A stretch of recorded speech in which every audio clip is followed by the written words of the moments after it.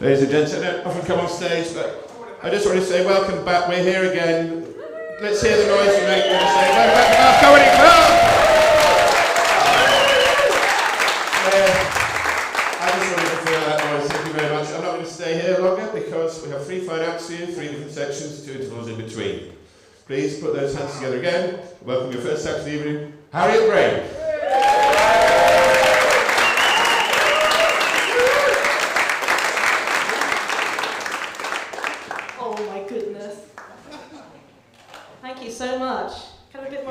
actually.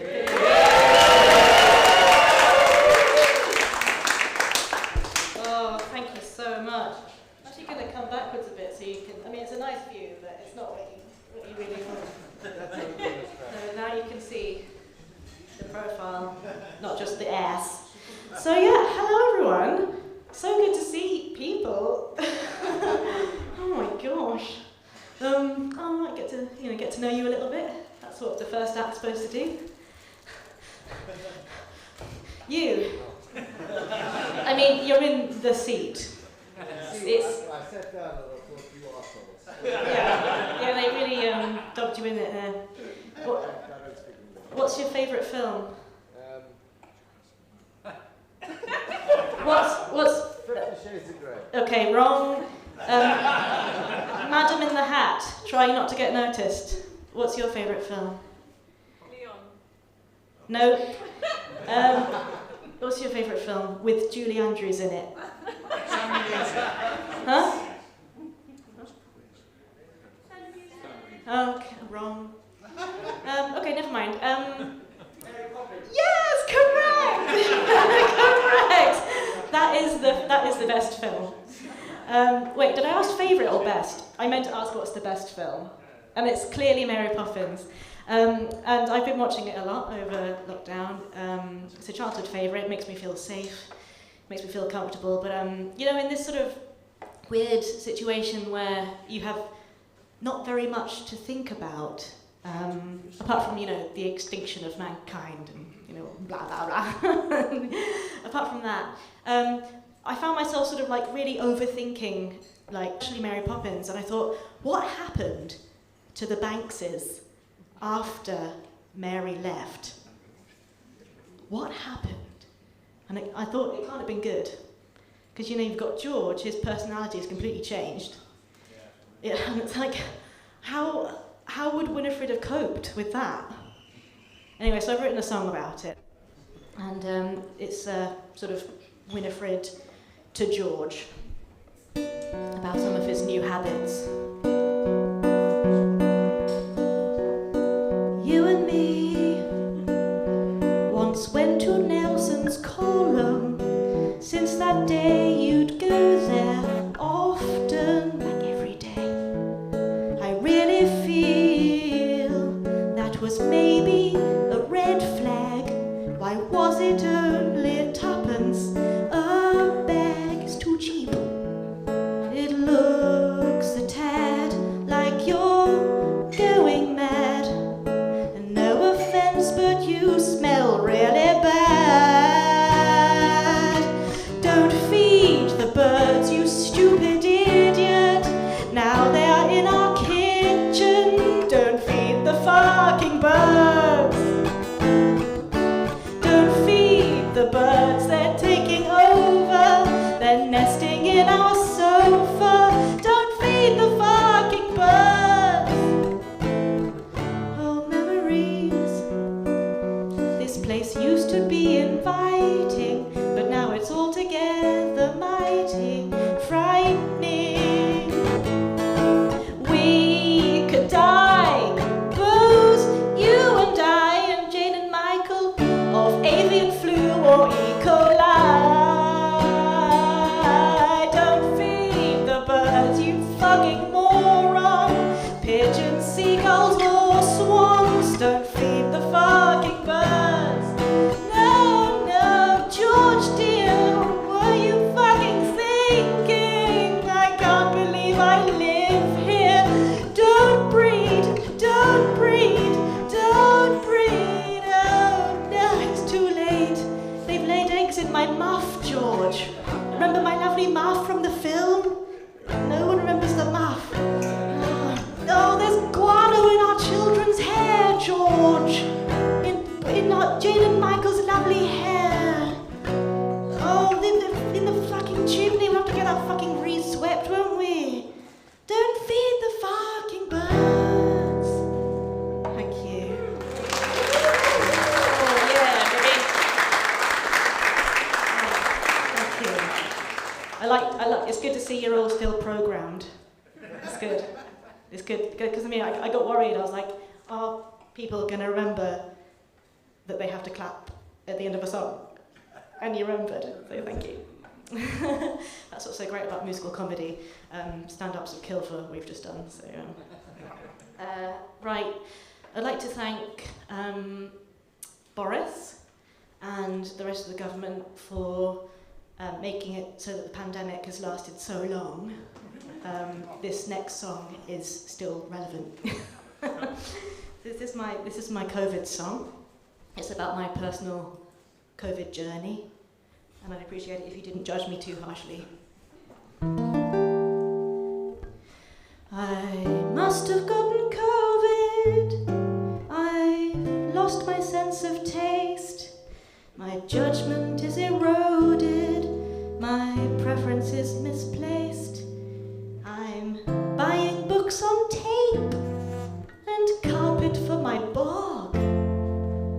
I'm joking about rape, and I want to fuck Rees-Mogg non-consensually. That monkey Jesus painting is my favourite work of art. I find death entertaining, and in lifts I always fart.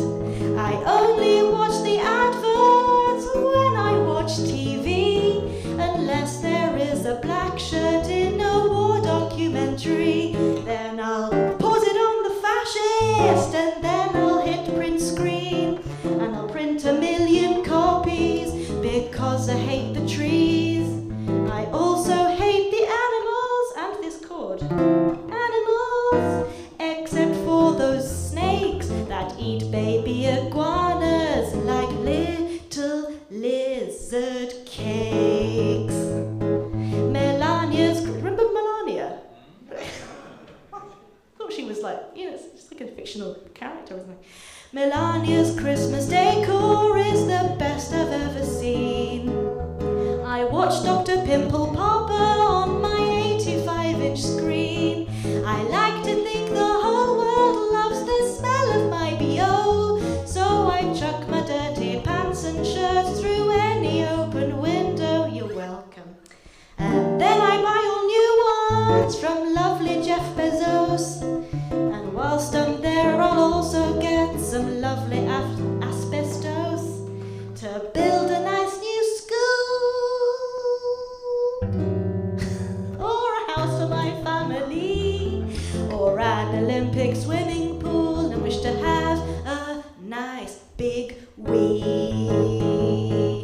The earth is flat, and I refer to Tower Bridge's London Bridge. Ammonia is my perfume, and I put hot food in the fridge. I listen to the sound of foxes fucking on repeat, and I put fungus-coloured polish on the nails upon my feet. I used to have such good taste in all things aesthetic, but now I don't use toothpaste, and I'm proud of being a deek. I must have gotten COVID despite negative tests. And I've had 2 jabs now. Who else has had 2 jabs? Yay! For the infirm. Because I think 2020's the bestest year yet. Thank you very much. That's a bit dark, isn't it?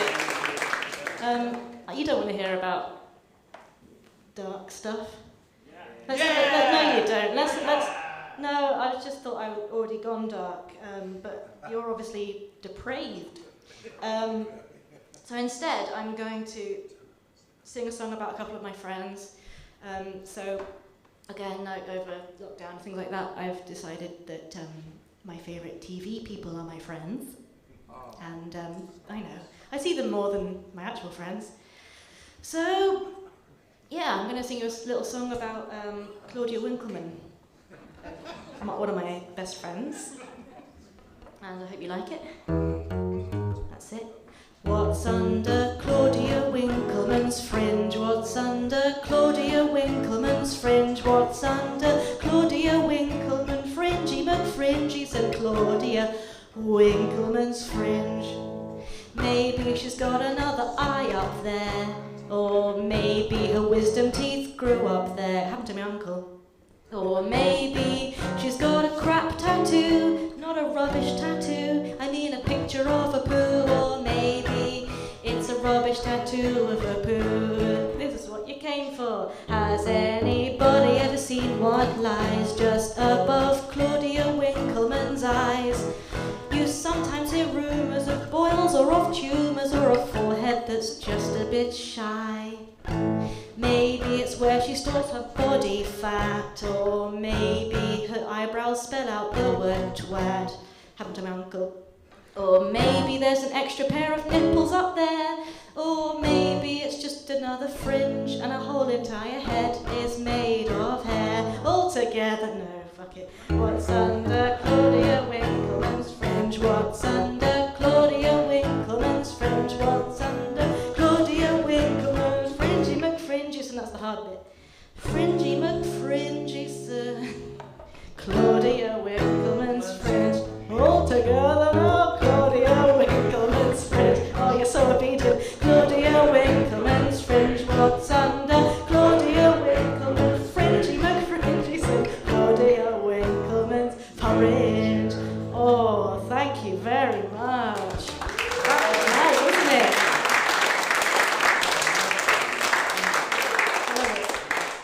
It felt a lot like a sort of coercion, that, like a sort of bad relationship. And I'm not trying to forge a bad relationship with you guys, but I do like it when you do what I say. I think that's healthy. Okay, another song about one of my other friends from TV.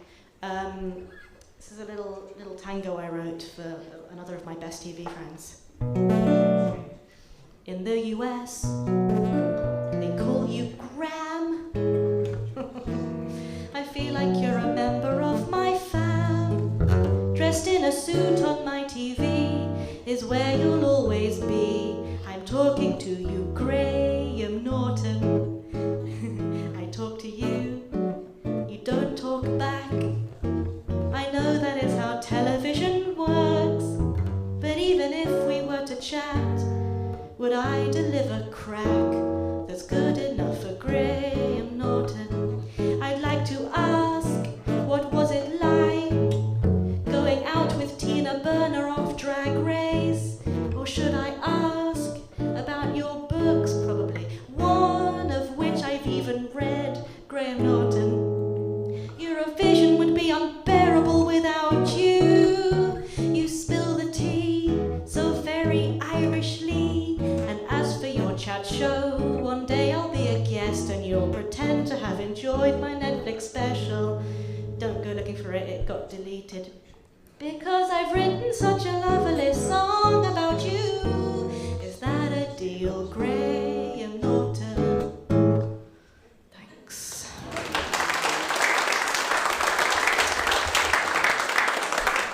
Yeah, you guys seem like quite an erudite, clever audience. I mean, I can see it on your faces, your horrible judgmental faces when I talk about poop.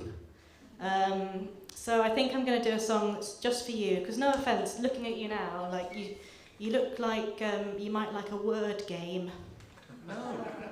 No offence, but that's what you look like. And lucky, I've got a song which is a word game.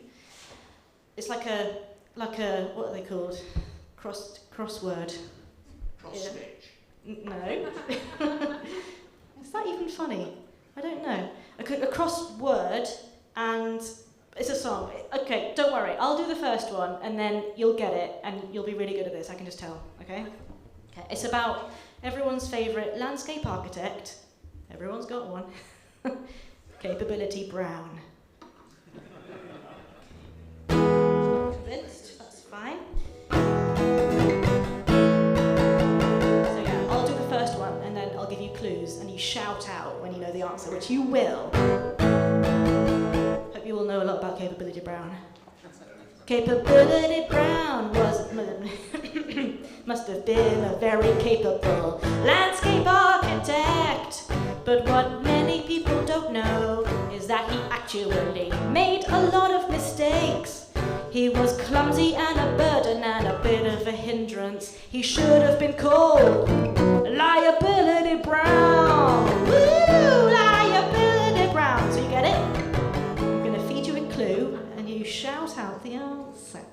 Having said that, there were many other sides to the man. Maybe it wasn't his fault, but he kept himself exposed in a non-sexual way and open to attack. Oh no, so he should have been called.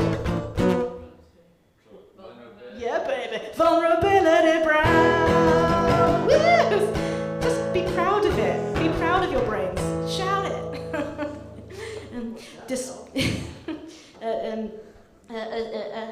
Despite that Mr. Brown didn't need no protection, you see. He was hard as nails in a kind of material science context. If something came on Adam, he was sure to withstand it. He should have been called. Inviolability Brown. No, way too long. Durability Brown. Yeah, baby, the energy in here is crazy. This is one for the others. This is one for the rest of you, okay? He could famously withstand anything except for one major thing, and that thing was fire. He was an absolute hazard and a gasoline-y bastard. He should have been called. Right, I will accept inflammability, or flammability, which fits within the structure of the song. But they both mean the same thing, so congratulations! You got it! Inflammability Brown. He was always off balance and often falling over. He should have been called. Disability Brown. Yeah! I think I heard disability from over there somewhere, which is not the right answer. Woo! Instability Brown. Okay, but he never got injured because he stretched like a gymnast. He should have been called.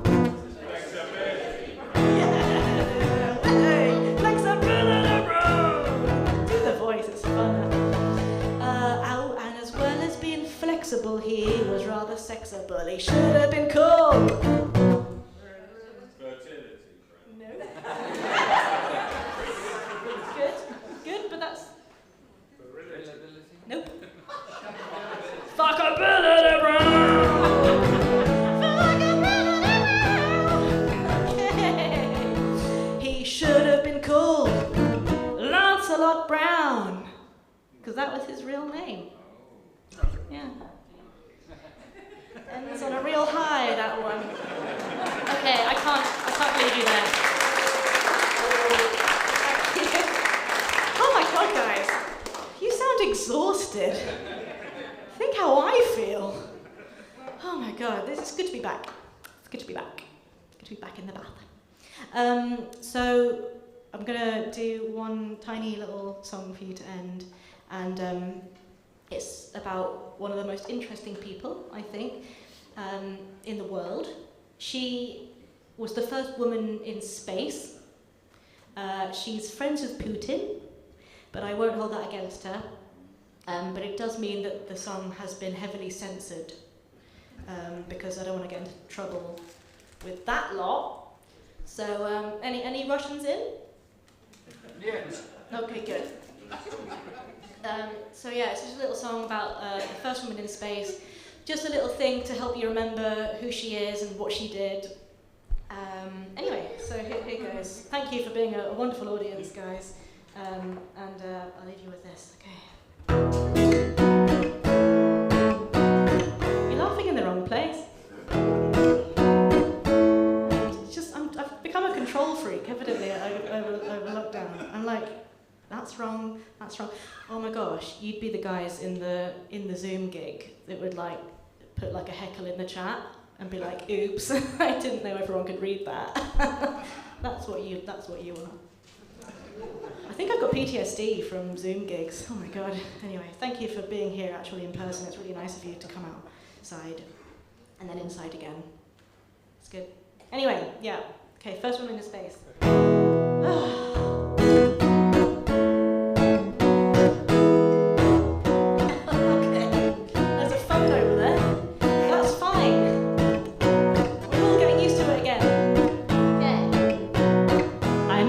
Cosmonaut, even though I am a gal. My name is Valentina Vladimirovna Tereshkova, but you can call me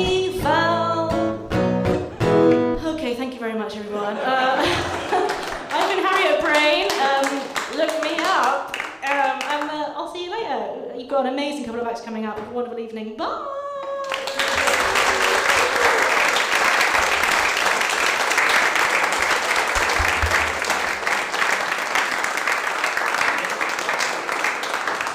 Wonderful Harriet Braine, everyone. We'll have a 10-minute interval, get served, and have a wait, and we'll be back soon.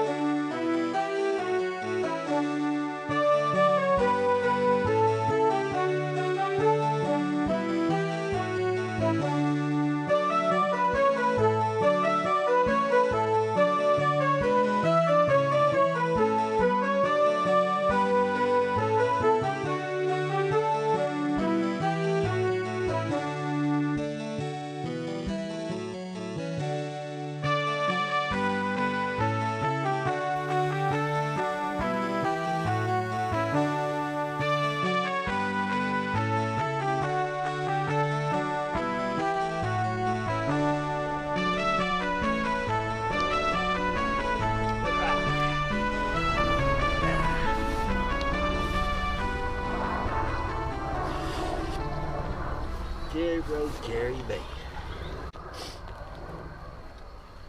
All bloody changed now, I can tell you that now. A whole lot of it. Bloody half-wits they leave bloody doing the plots up here. Shouldn't bloody be allowed, I tell you. Look at this one. Look at this. I'm a fucking idiot. Look at this. These bloody sea art, what are they? Bloody music-y things, music circles. They, you know what they do with this? They hang it from the bloody trees. As if the bloody birds are going to be able to listen to that. Fucking useless. They're nutters. No bloody lot of them. When I used to come up here, I first came up here when I was, it'd be more than 5. And my granddad, he had a plot up here, and my dad did. Good bloody times up there then. Sensible. Didn't have any bloody women up here.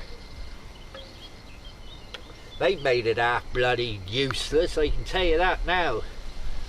God, you should see the bloody plots up there. Oh my God. Some of the stuff they've got growing. Absolutely bloody ludicrous. I mean, an allotment, you have your flowers in your garden. That's what you have. So when the people pass by, they greet you, hello, they see your lovely flowers, and that's what you grow in your gardens. And an allotment is for your veg and edibles. I don't know half the stuff that they've got planting up here. It's bloody ludicrous. I mean, the trees are okay. That's all right with that, but you know, everyone likes a bit of fruit off the trees. That's not a problem. But why on earth they're growing flowers on a bloody allotment, I do not know.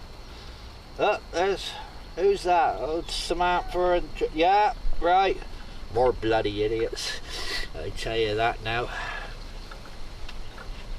Should be age restricted as well. Shouldn't have these people coming up here wandering around. Look at this! Look at that! What's that supposed to bloody do? Hey? Knocking around scares the bloody birds off. And they say they're bloody animal lovers around here. They're not animal lovers. They bloody terrify a blackbird. Anyway, I've been here the longest. I've got the plots the longest. So they made me the plot manager, and that's what I am. So I have to go oversee. That's why I'm up here so much. Got to keep an eye on the plots and who's going over and who's growing the wrong things. Absolutely ludicrous. No, come here. Follow me around here. Now, what was I saying about the flowers? That you have in the front garden. You do not put that in an allotment. You could have had rhubarb in there. Rhubarb. You could have had loaded. You could have some leeks in there. But no, they've wasted it. Bloody wallflowers. And nobody knows the names of things anymore. Nobody knows. Come on, follow me up.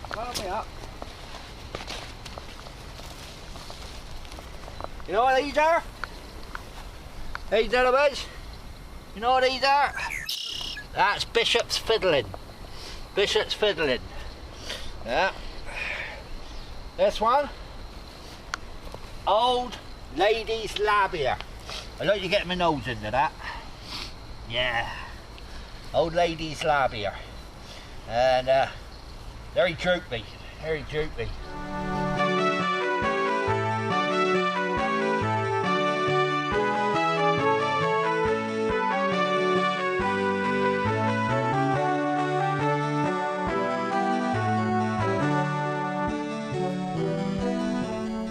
You know, I was brought up to believe there is only one true God. Jesus. That's it. Now look at this. Look at this chap here. Idolising him. What the hell's that for? Hey? What are you doing? Sitting down lazy, that's what he is. That's the sort of God you want, a lazy God. Well, you can have him. And look at this. John's place, John's place. It's not a bloody house, John's, 68. And ludicrous. And what's he got up there? You've been telling me about it. A monkey god. A monkey god. As if I want, what's he called? Hannibal or something. Hannibal Lecter. Hannibal Lecter, I think he called him. Big bloody monkey god. Supposed to swallow the sun. I mean, the stuff that people believe. It's absolutely ludicrous. I mean, why can't they just believe in the one true God? Jesus. He came down off the cross and rose after 3 days. Nothing ludicrous about that. Nothing ludicrous. Not like these bloody idiots. I don't know. Right. Some people call these chives. That's not chives. That's not chives. People don't know the real names of the plants anymore. No. That's called Kitty Fiddler's Fingers. Kitty Fiddler's Fingers. I don't know where the old names come from, but they do and they should stay, because that's what they are. Kitty Fiddler's Fingers. And, oh, look at this. Yeah, see? Another one they misname nowadays. Sage. Sage. What a boring name. That's not that. That's Maiden's Romp. Maiden's Romp. And you can understand why it's called the Maiden, because the top, you see that's like her head, and here is below the long leaves, that's the male, and so their romp is, I know it's a bit naughty, but you know, that's the proper names of things, and that's the names they should stick by. Right, what else have we got in here? In John's place, with his Hannibal Lecter thing. Down here. Yeah, they're pretty. Yeah, they're pretty. They're called the Lib Dem Useless. Lib Dem Useless, they are. I think that was their names. I can't remember now. I mean, there are a lot of old names. You got to try and remember them all. But I think they were. Oh, bloody gum falling out. Supposed to be eating this gum. Stop me smoking. They don't know me any bloody good. Nothing wrong with that. It's just a bit of dirt. People are far too conscious nowadays about you know, hygiene and stuff like that. I don't believe that. You got to get the germs in your system, and germs in your system don't do you no harm. Don't do you wrong. I drink the pond water as well. People say you shouldn't drink it. Tastes bad for your oral health or something. Oral health. Nothing wrong with my teeth. Look at that. See that? They're still gnashing. I can chomp down a nice sausage on that. No problems. No problem. Oh, it dropped it again. Oh dear. Better get it up. Oh bloody John. He's a fussy bugger. He's a fussy bugger.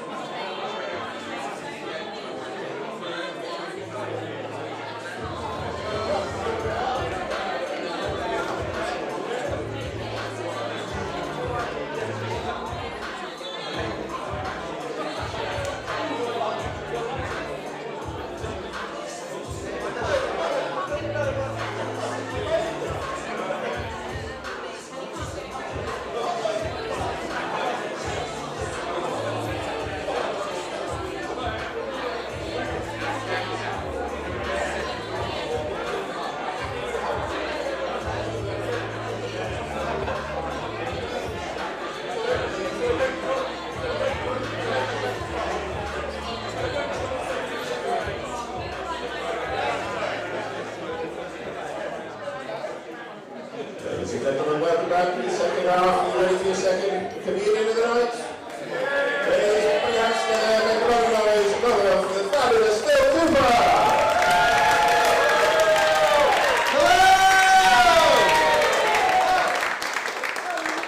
How are you guys? You well? Yeah. That's a legal requirement to answer that question these days. That's not just me. I'm glad. I love the one guy who was like, yeah, go on, do the government consensus. Are you guys all from Bath? Yeah. This is the first live thing you've seen? Yeah? What's your favourite thing you've seen live then since the... You have to say this. How does it feel being back out in the wild? It's good, isn't it? I've never seen, when Nick said the bar is open again and you can go to the bar, in my life, I've never seen such an excitement in a group of adults. You were like, oh my God. That was the official moment, wasn't it? It was nice. Yeah, how are you all feeling? So like, anyone here doing well? No. Everyone was like, yeah, and you were just like, you been okay? I just remembered how quickly comedy can turn into therapy. Like if you call it wrong. You've been working through the pandemic. Yeah, touchy subject. Oh shit. Oh well, guys, I've been Phil Cooper. Thank you so much for. Thank you. No, I know, man. But you look well though. You look like you could be on like a Matalan catalogue. You know. Yeah, you could. Do you know what I mean though? Like he's a handsome. If you could see his face in this light, he looks like one of those. You know, you got a fan over there already. Do you know this man? It's my father. It's your father. You've done well. That's your dad, is it? How do you feel about your son being a model? He's just laughing. I mean, he answered just outright with laughter. No, it's been fun. It's nice though. It's nice to be in Bath. In Bath, actually. Bath. You have to say Bath. I'm from Wales, so I can only say Bath. But it's weird. Believe it or not, right? I used to live here. And I feel like I was ruining the property prices for you guys. But I did, and I could never say it right. And where I used to work, they rang me up when I moved here, and they said, Phil, are you free to do some shifts? And I said, oh, I'm really sorry, I'm in Bath. And they said, do you want us to call you back then? And I said, okay. And then an hour later, they called me, and they were like, all right, you're free to talk now? You're still in the bath? And I was like, I live here. So I don't know what they thought. But it's nice Bath though. It's very like Bath, isn't it? You know, it's very like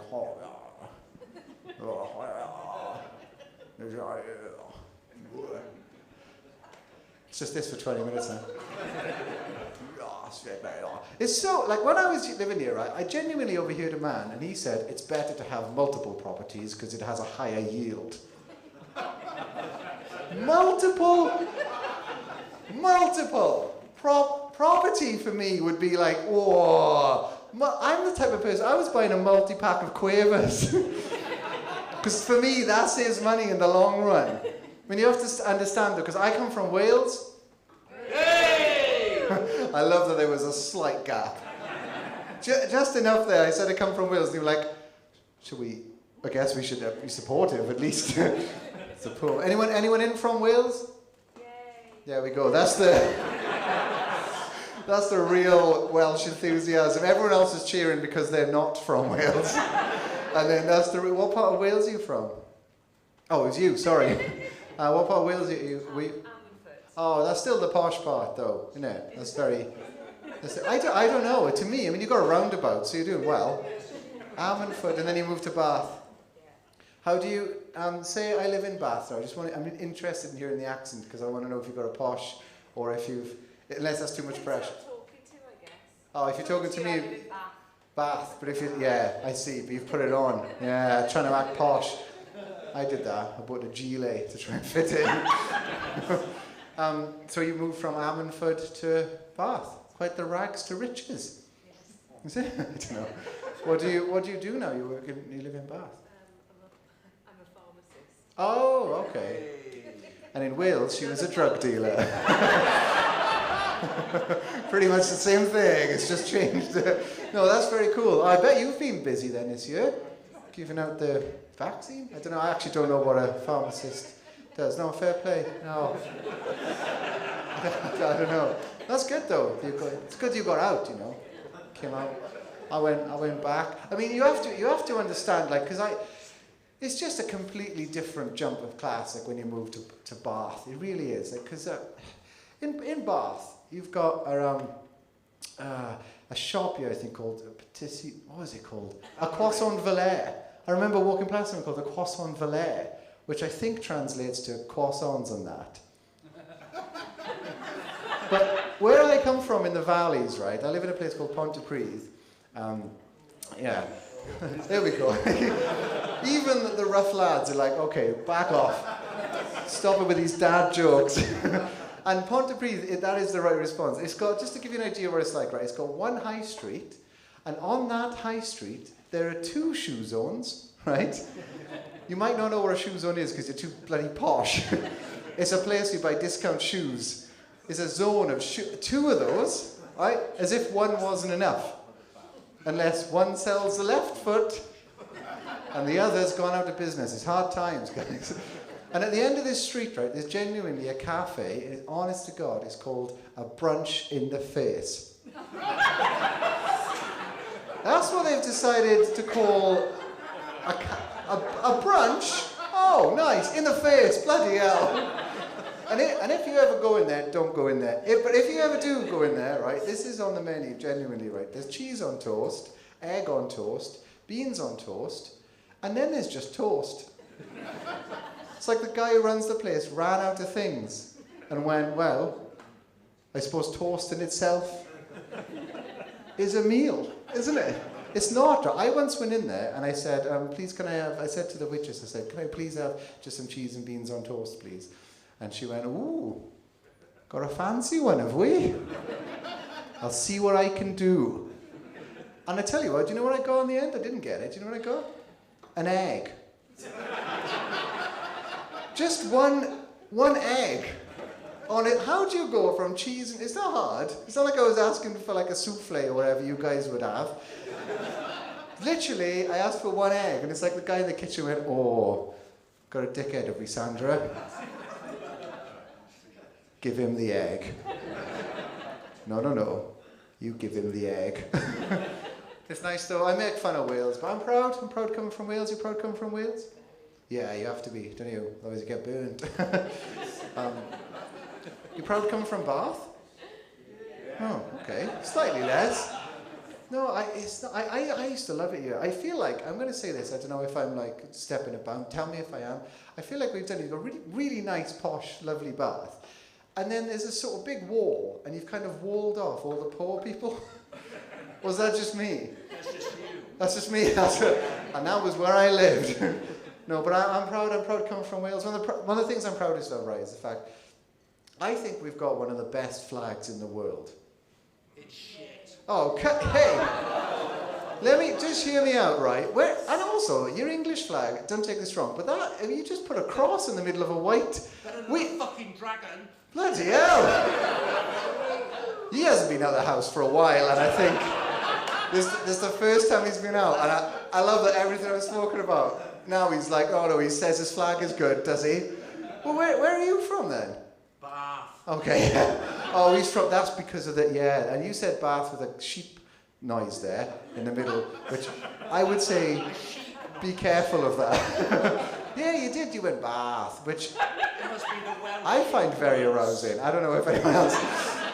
But I'll hear me out, right? I'll tell you why I think it's the best flag in the world. Just hear me out on this. Because every other country, when they were making flags, they did this, didn't they? They went, yeah, it's just shapes and colours you sort of put on there to represent some aspect of your identity. And Wales went, yeah, got you, yeah. Massive dragon. And everyone went, no, that's not really what we're going for. Can you put a shape or just some colours moving? Yeah, we got a shape. Shape of a massive dragon. What's wrong? But my favourite thing about it is, right, if I was going to put a dragon on a flag, like if I decided to make that artistic leap, I would have made him doing something, like dragon-y, like kind of flying through the night or burning villagers or something.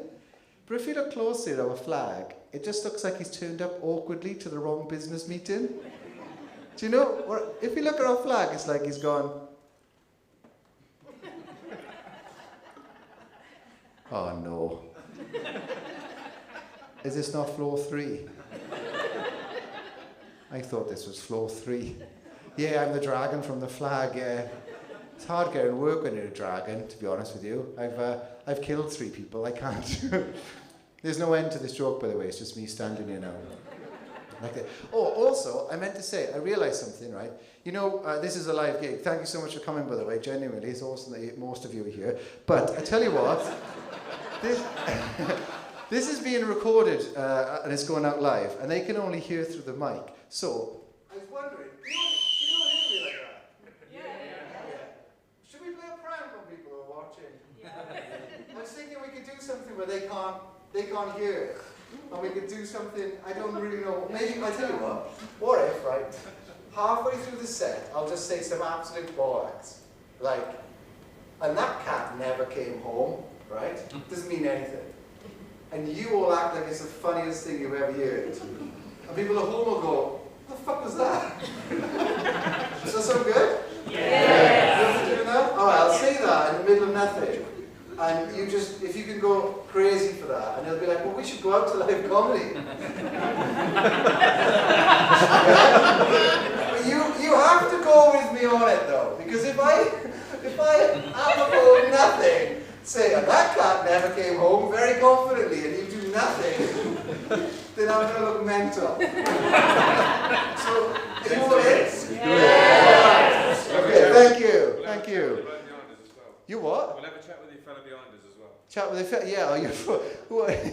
You say that as if you're like in the CIA or something. Chat with our mate behind you. Yeah. Do you know him? I don't mind. He's like, you know, this is the first time, isn't it? This is the first time we've all been out. We haven't interacted with people. This is you're probably a prick before, but you know, still, you know. Do you know him? No. And nobody will know him from this day. What do you sound like you've got a good deep, what do you do if you don't mind me asking? I don't know whether I want to answer. Oh, I think, bloody hell. It is the MI5, isn't it? Hey, you are, sorry? Superintendent? Yeah, he said that. Oh, he said that, right. Oh, can you imagine the first gig back, like there was an actual fight?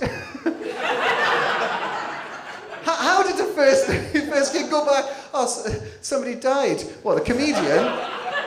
No, the comedian was brilliant, actually. There was a guy and he was in MI5 or something and he just came out of nowhere and like kung fu. That'd be great. I don't think anyone would care. I think that's what's happened in society. It's been weird. It's been hard for, you know, not difficult, but I've had to, you know, it's hard for comedians. There's nothing to write about. I've been sat in my house all year. What am I supposed to write comedy about, you know, from my own house? Thank you.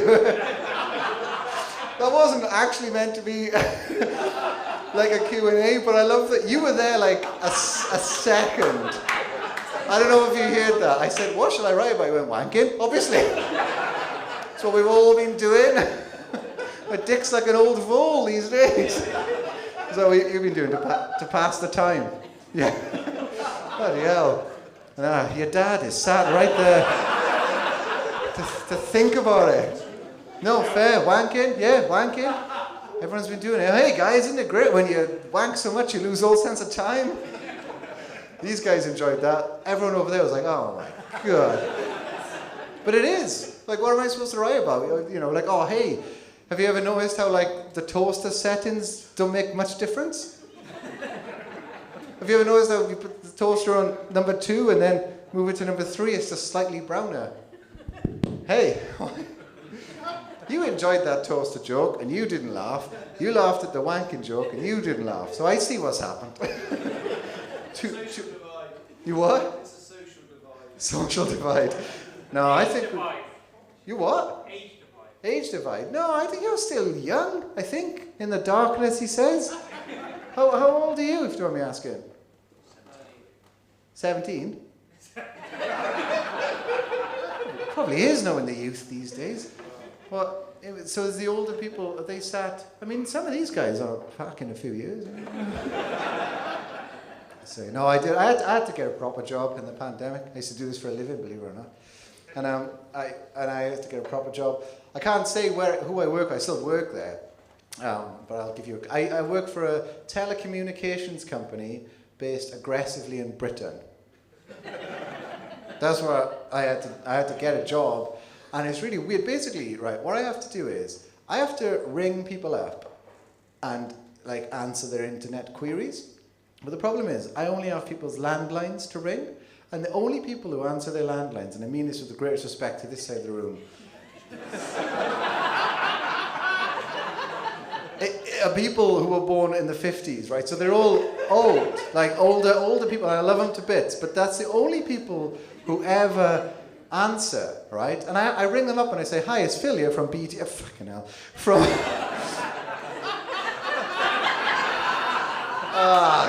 God, that was my one chance. But my man, he wouldn't be watching this. One person was like, I thought it worked for Virgin, I didn't get... I have to ring them up, right, and I say, hey, it's Phil here from BT. You know it's BT, you know, there's no point. How can I help you today with your internet? And I don't think they know, like, I basically have to explain what the internet is to them.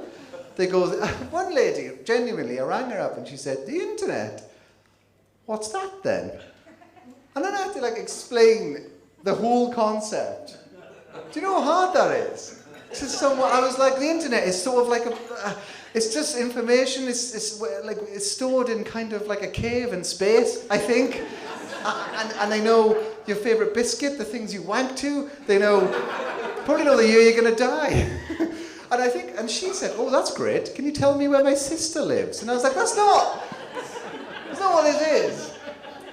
Is that what she thinks the internet is, right? It's just one man and a stressed out man in a kind of warehouse. And you ring him up and you just ask him things and he goes looking through boxes and boxes of folders. He goes, where's my sister live? Her name's Jean. And I'm like, oh, fucking hell. Jean Hackman. Jeannie. That's the only two Jeans I can think of. What? Gene Wilder? That was good. Point to Gryffindor down by here. With Gene Wilder. Who's that now? Is he an Easy Rider? Was he? So young. Willy Wonka. Oh, the original, the best one. That's Gene Wilder. Oh, well, you learn something new every day. I love how I turned this gig into a pop quiz. All right, we've got a team. Anyone want to go for another Gene over there? You win a microwave if you... Bloody hell, I've been on for ages. Right, anyway, so yeah, that's basically what I do. But before that, actually, I had another job as well. I'll finish on this, right? I used to work in an autistic primary school before the fall, and I did one-to-one work, right, with a 9-year-old boy named Keith. And my only problem was, you can't be 9 years old if your name is Keith. Can you? If I didn't start that sentence by saying I used to work in an autistic primary school, if I just said I used to work with somebody called Keith, you'd have all gone, oh, you were a plumber then, were you? That's what I used to do, drive around in a van, leering at women out the windows and listening to Jeremy Vine's show. We did those things as well, and that's why I don't work there now. But Keith, you see, because that name Keith, isn't it, implies a sense of, is there any Keiths in tonight? No, but I assumed if there was going to be, you know, because the sentence Keith, it makes sense if you say something like, Keith, can you get that spreadsheet on my desk by Monday? That works, doesn't it? That fits, like contextually that fits. But if you say, Keith, you know when you're colouring in this duck, can you try and stay between the lines? Because this is a mess. And he's like, look, mate, I've got a wife, 2 kids and a mortgage at home. I haven't got time to be... And I used to have, like, with this kid, I loved him to bits. He's really smart. We got on really well mostly. But sometimes we'd have these, like, deep, awkward silences. You know the type of silence you get where if you work with someone and you don't really get along with them, but you try and start the conversation and there's just this massive void. You know the kind of silences? Like you go into work one day and you're like, hi, how are you? You right? And they're like, yeah, fine, thanks. And you say, it's cold. Isn't it a bit cold for me? And they say, yeah, it's quite cold for me. And then you say,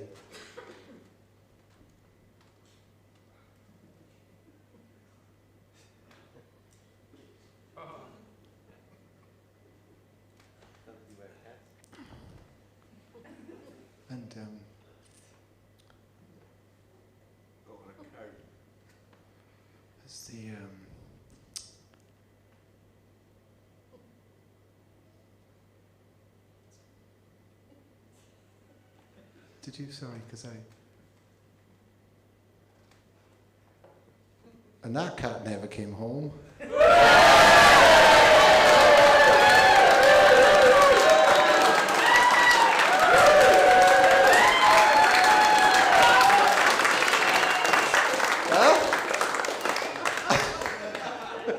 Thank you. Just people from home are just... I just realised they're just going to see me stood in silence. Thank you, guys. Give yourselves a round of applause for that. Thank you. Well, this has happened, isn't it? You enjoyed yourselves? Yeah. You're a fantastic headliner this evening. It's very, very good. You. And... No, thank you guys for coming out and coming back to live comedy. We're back. It was a pleasure to be here, genuinely. I really enjoyed that, and I hope you have a great rest of the evening. Thank you for everyone. Right, one more interval, and then we'll be back with the headliner soon.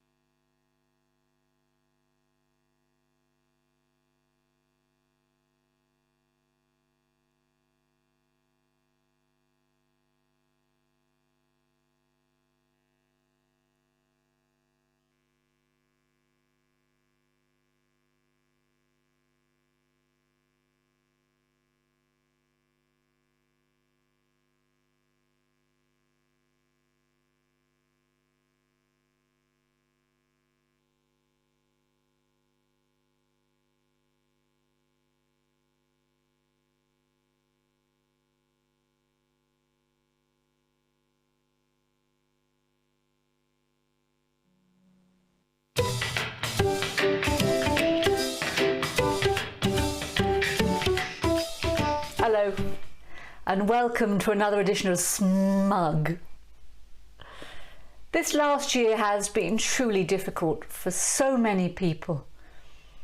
But today I wanted to really reflect on the positives of lockdown and the truly joyous experience that it's really been for me as a mother and as a wife. Let's take a look at some of my highlights. First, who could forget the emotionally and intellectually bonding and stimulating experience that has been homeschooling? Oh. Okay, children, another day of homeschooling. Just find yourself something on the BBC and I'll see you at 3 o'clock. Okay, fine, Mum. But of course the fun part of the last year is working out how to fill every waking moment of all that precious time that we had together as a family and no one else. Do you know what? What brings a real smile to my face is just all those wonderful walks in the country that we've had. Come on. Where are we going? We're going for a walk. Walk where? We're going for a walk to the field, and when we get to the field, we're going to walk in it. You'll bloody well enjoy yourself. Now, I don't know about you, but I've just really enjoyed going a little bit retro as a parent and really getting back into those fun board games as a family. Monopoly's a firm favourite in our house, and as a mother, I think it's an excellent game. You know, it's great for teaching your children numeracy skills, but it also teaches them the true value of capitalism. You know, how to use your wealth and property to get more wealth by exploiting others in a nice and fun way. I hate you!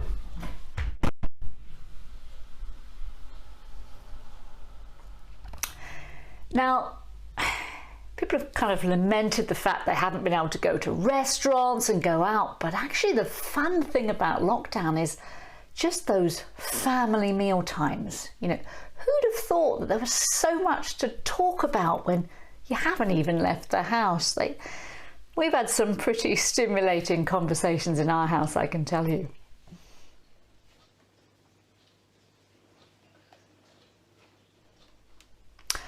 But you know what? This lockdown hasn't just been about my relationship with my children. It's done some pretty wonderful things, I can tell you, for my marriage too. There's something to be said for being locked up in close proximity with your husband. I think it's rekindled a certain something. Have you in seen our my marriage. pants? Out! Get out! It's just all the banter. The other thing I wanted to say actually about all the time that we've had at home has been the opportunity for self-improvement. Yeah? You know, there's so much we can learn remotely now, and you know, I haven't wasted a second of that, I can tell you. You're kidding me? 3 months to get a bloody plumber? Do it yourself. How hard can it be? Just find a video on YouTube. Crack on. Go. Right. Yeah.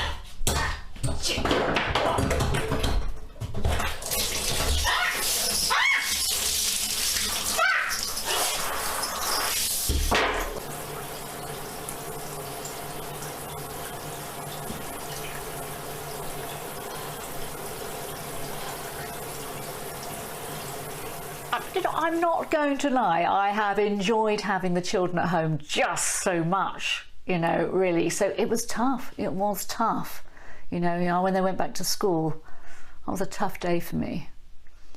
Okay, bye darling, bye. Have a lovely day, Have a great day. Bye.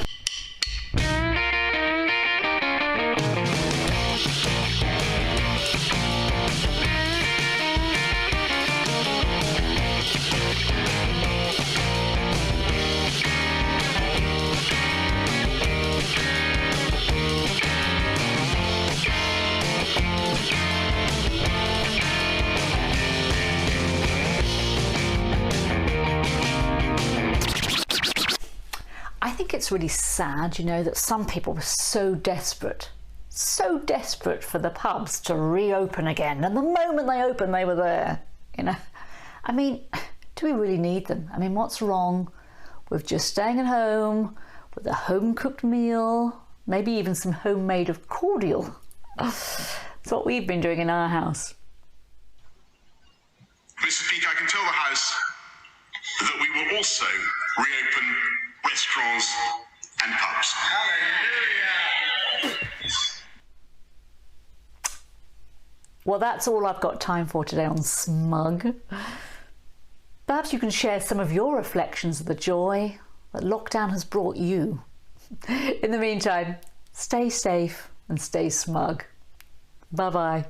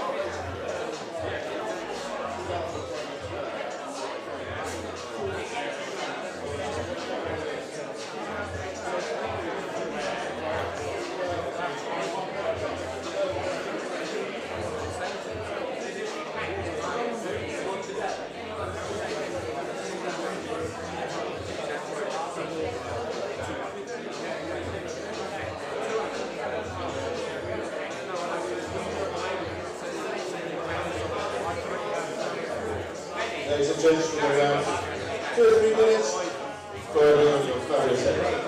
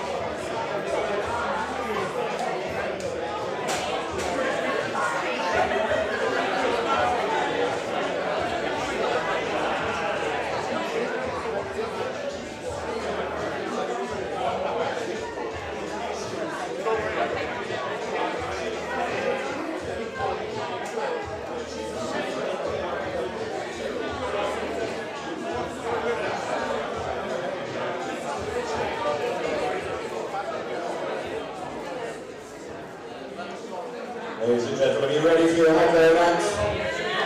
I'm so thrilled he's here. Please give it up for Mr. Alistair Barrie.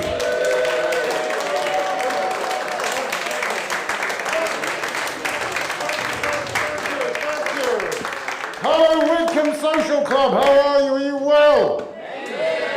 Thank you. It was wonderful, wonderful to be here. Many of you will be looking at me at this stage in the show, thinking to yourself, all right, why the fuck is he wearing a face mask still? Now, that's very simple.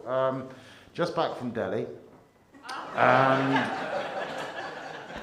no, it's simple. It's very simple. It's nothing to do actually with coronavirus. The thing is, I have been a stand-up comedian all over the world for 22 years now. Played all over the world. It's been wonderful. I had a lovely time.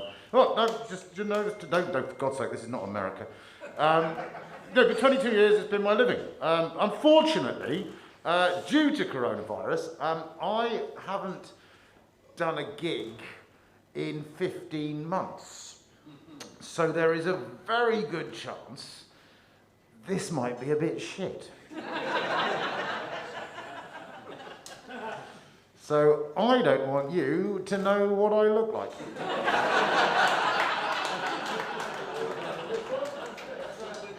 We'll discover, of course, that in actual fact I just look like the second act has changed his shirt. So it's very much what's going on there.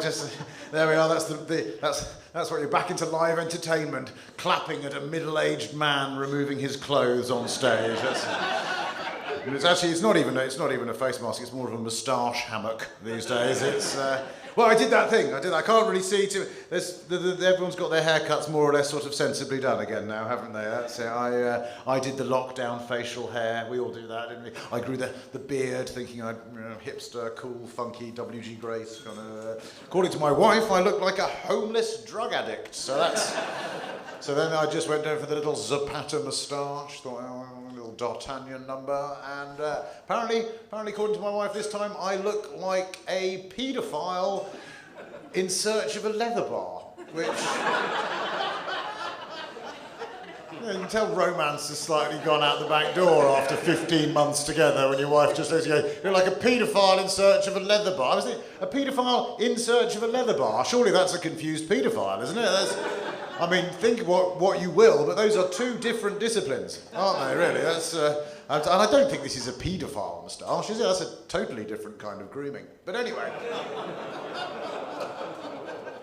Little new joke testing the water there, and that got a very good Widcombe Social Club kind of response there, because we're in Widcombe and you're just cool and groovy people, aren't you? Because I went to school in Bath. I know this part of the world very well, and Widcombe has spent 20 years becoming as funky as it fucking can be, hasn't it? What about that pub? Used to be good. What is it now? It's a gastro pub. It serves quail's eggs that have actually fried themselves in an organic batter they made themselves out of. The pack horse, absolutely. So it's great to be here, and I am, honestly, this will be rusty as fuck, but let's have some fun with it, and also, bless you, when I said this might be a bit shit, you laughed. I think that's wonderful. How beautifully British of you. It's probably going to be shit. Yes, jolly good, excellent. Wouldn't want to get my expectations up, for goodness sake. I mean, we live in a country that's elected Boris Johnson. Let's expect everything to be fucking awful. There we go. Well, that's how it should be, isn't it? I mean, this would not work in other disciplines, frankly. If by some miracle we were allowed to go on holiday tomorrow and you got yourself to the airport, jumped on the plane, and you heard the pilot over the tannoy just going, "You're not going to believe this." I have not got behind the controls of one of these things for 15 months. You know, it's like riding a bike. You're perfectly safe, but fuck it might be a bit rocky on the way up. So bless you, because everything is strange. What's that? I'm just saying, he's a pilot. Excellent. And the man with the most pints of beer possible in front of him just go, absolutely, why not? Haven't done it. Here, you'll never forget. Onwards and upwards. Who do you fly for? EasyJet. What happens? Well, people clap when we land, only because we're glad we're fucking alive, mate. Now, who do you fly for? BA. That's the least proud pilot I've ever... Because we've all met pilots, and quite often they tend to be wankers, don't they? I mean, in the nicest possible way. That is the most un-BA captain voice I have ever... They're like, British Airways, fly, world's favourite airline, absolutely girl in every port, fucking smashing it. Whereas you're there in your fucking Marks and Spencer's jumper, surrounded by friends who don't really like you, going, BA, I'm terribly sorry, I don't really know how this works. So if you had 15 months off as well, yeah, fucking fair enough. Excellent. Do they keep you on some sort of flight simulator to just... More or less, well, that has filled us with an enormous amount of confidence. Hasn't it, ladies and gentlemen? I mean, I've not really been... I've done the odd Zoom gig. Zoom has been the kind of saviour stroke, the most horrific thing ever to happen to comedians. You do one Zoom gig a week to try and keep yourself... I did one the other day. I did a corporate Zoom gig, and the client was so worried about the nature of his staff that he insisted they were all muted for the entire gig. I have never felt more lonely in my entire... Because there's something about the sort of the back and forth of laughter. You hope it's going well, you know if it's not going well, but there's a kind of rhythm when you're just looking at people going, is that a smile? I'm not... I mean, of course, the worst thing about corporate gigs is if they don't go very well and the boss comes up to you afterwards and goes, well, that didn't go very well, did it? In this case, at least I was able to turn around and say, how could you tell? So it's been strange. I'm sure it's been strange for you. What's your name, pilot gentleman? Ed. Captain Ed. Nice to have you with us, mate. That's... God, you really have... I tell you what, I'm glad to see you brought all the camp stewards with you. Who are all here going, he's not actually captain, I'm in charge of this deck. Goodness me, look, it's the Widcombe pilot fanciers all in a group together. Quite the most ridiculous display of male pattern baldness, shit shirts and bad red socks I've seen in Bath in my entire life, ladies and gentlemen. My God, there is a gingham network somewhere lucky. Have you been to the World Gingham Fair? Yes, I have. We've all got the shirts. Well done you lads. It's nice to see you. Everything is weird. Everything is weird. Doing a gig is weird. We've all learnt shit we didn't know. All our relationships have become bizarre. I mean, I've lived in my house with my wife for 15 months. I would have done that anyway, but when you can't fucking leave, it's less a marriage, more a hostage situation, isn't it? We had our anniversary a little while ago, still in lockdown, couldn't do anything. So our anniversary involved getting the kids to bed early and then sitting together across just having some food we'd made and a candle. My wife at the end of it just looked at me and went, happy anniversary, darling. And I said, and you, mate. Not good. I mean, my wife is wonderful, don't get me wrong. I'm a very, very lucky man. I moved in with my wife, mainly because I got really tired of things being where I put them. That's worked out very well. I don't know about you guys. I don't know. We've got the gentleman here who laughed at that, and the women here going, the arms folded, going, oh, and that's comedy, is it? No, I'm very lucky, but I didn't really want a life partner. I wanted a filing system that I wasn't given the secrets to, and that appears to have panned out beautifully. Middle-aged man now, you know, reached that middle-aged sensation of just realising that everything you ever loft is slowly being moved to the loft without your permission. You walk up there every now and then and just go, here's my old life, just lying around. You know, I mean, because we had this the other day, we've all spent our entire time online, haven't we? Living in this bizarre netherworld of Twitter and Instagram wankers who've had a really amazing lockdown where they've improved themselves quite dramatically. We've all got Instagram wanker friends, haven't we? You know, the ones who I mean, we didn't even know we had a garden, right, beforehand, and then, you know, we had time on our hands, and we found some stuff down the back of the skip. Next thing you know, we've turned the backyard of number 32 into the hanging gardens of fucking Babylon. Really? What's that? It's a shrine to my sourdough starter, you fucking idiot. Honestly, we've done yoga every day. We've actually formed a retreat and made a business and actually pulled in 50,000 during the pandemic. So go fuck yourself. I've been stuck on Twitter to the extent my wife complained. Someone said the other day to her, they said, well, so, you know, have you got... She goes, he's always on Twitter. He's always on Twitter. It's like his second wife. Actually, darling, I think you'll find you are my second wife. I was on Twitter the other day having an argument with... Because this is what we've done with the world. Twitter's just crap, isn't it? It's just people talking bollocks, like Instagram. You used to complain about people showing you their holiday photos. Now, it's the biggest growth industry in the world. As a comedian, I get people going, how many Instagram followers have you got? That's really important.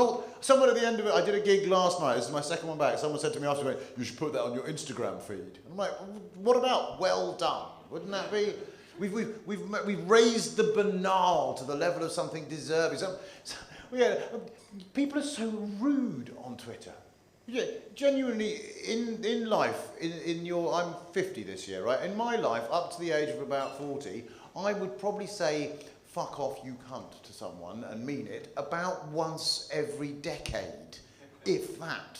Now, Twitter, every day you just turn on, fuck off, you cunt, fuck off, you cunt. It's just horribly, horribly rude. I was having an argument with someone in the middle of lockdown. Do you know what they said? They said I wanted to get out more. I was like, you're not fucking kidding. All these things, I mean, masks. Masks have changed the way we view. I've got a 3-year-old and a 1-year-old. They've grown up watching people wearing masks. It's a very strange sort of dynamic when you think about it. Suddenly you're just trying to judge people by their eyes alone. And if you'd got on public transport, 15 months ago and you'd seen everyone wearing masks, you wouldn't have thought that's perfectly normal, would you?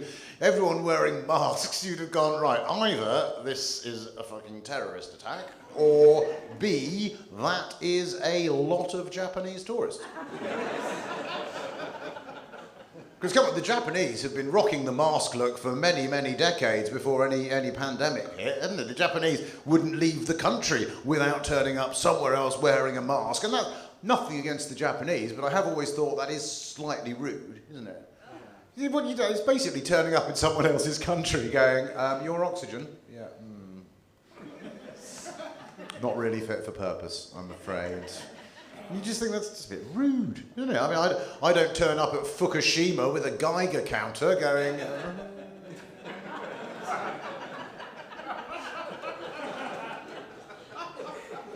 But this is Widcombe Social Club. It's a nice sort of liberal area of Bath. Bath, which is terribly politically confused, doesn't know what it is. Always used to kind of elect a Lib Dem, almost because they felt sorry for them. And then, we'll have Chris Patton, because he seems like quite a soft Tory.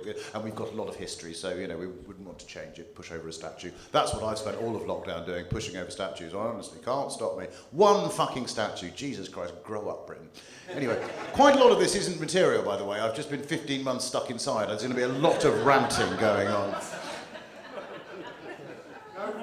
No, I mean, because we've got the anti-maskers, the anti-vaxxers, and you look like decent people. I've seen everyone wandering around wearing a mask. If anyone here is anti-mask, we're all anti-mask. I don't like wearing a mask. I don't like lockdown, but it's a sensible way to deal with a pandemic. I don't want to wear a mask. There are reasons not to wear a mask. You may have a pre-existing condition. If you have got for instance, if you were a selfish wanker in the early stages of 2020, it's unlikely you would have changed in the last 15 months.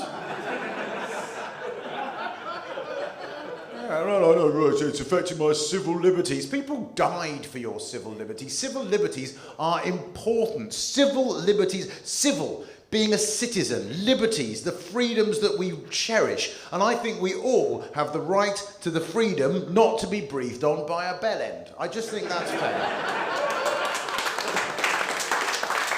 They don't make any difference. They don't make any difference. Really? They don't make any difference? Well, they do to me, therefore they make a difference. Oh, no, but medically they don't make a difference. Well, next time you go for an operation, remind me to tell the surgeon to spit in the wound if that doesn't make any difference to you. It doesn't make any difference. Is that the hill you're prepared to die on? Something that doesn't really make any difference? Well, I want to protest. We should be protesting. We've lost the right to protest. It doesn't really do anything. Well, where were you protesting about aromatherapy then, for fuck's sake? To see you on a march when all this is over going, water doesn't have a memory, and I've been wanting to say that for decades. Fucking idiots. As I say, a lot of rants, not necessarily many punchlines at the moment. Oh, mate, you would not fucking believe it. In the middle of it all, Priti Patel decides whether or not we can protest, and a protest is decided by whether or not Priti Patel thinks it's too loud. How the fuck did our democratic right become decided by a fucking woman who can't even pronounce the words ing properly, managing to tell us that it's a bit too loud for protest? Well, go fuck. You know what? Protests are important. They're the basis of our democracy. I myself, I've marched against the Iraq War, I've marched against Brexit, and I've marched against the state visit of Donald Trump, so you can just see what can be achieved.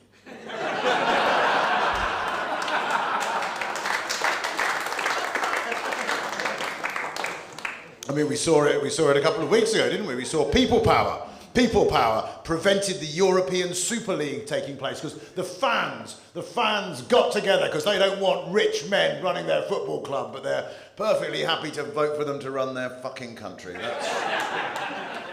Have you? I mean, there's the things we've learned. I mean, financially, I've learned quite a lot. I have 15 months of not working. Bless her heart. My wife is also self-employed. She managed to find work. It kept a roof over our heads. It was absolutely... I'm furloughed. Did you know what furloughed meant 15 months ago? If someone came up to you 15 months ago and went, I've been furloughed, you'd be like, ooh, by who? Are you okay? Do you want me to phone someone? I thought furloughed was what people from Birmingham did to you on Twitter.